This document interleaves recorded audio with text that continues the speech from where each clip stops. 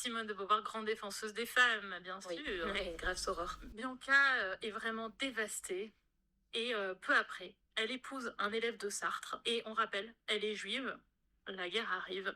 Elle passe en zone libre pour échapper aux Allemands, mais là-bas, en zone libre, elle doit échapper à la Gestapo. C'est absolument affreux. Il faut dire que ni Simone ni Sartre ne s'inquiètent d'elle et de ce qu'elle devient pendant cette période. La preuve qu'ils en ont rien à taper, que c'est juste un produit de consommation. Exactement. Parce que tous les deux se disaient extrêmement contre l'antisémitisme à l'époque, sans pour autant rejoindre la résistance. Ils n'ont pas vraiment été résistants.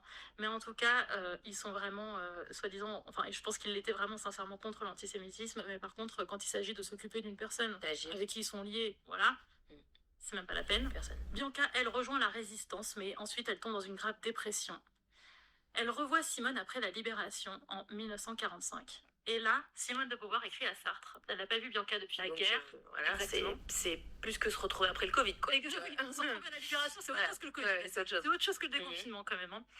Et elle écrit à Sartre, Simone de Beauvoir, en parlant de Bianca. Elle m'a remuée et pétrie de remords parce qu'elle est dans une terrible et profonde crise de neurasthénie.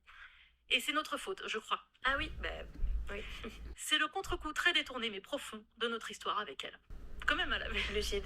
une Possible. lucidité. Et la guerre au passage. Et la guerre au passage.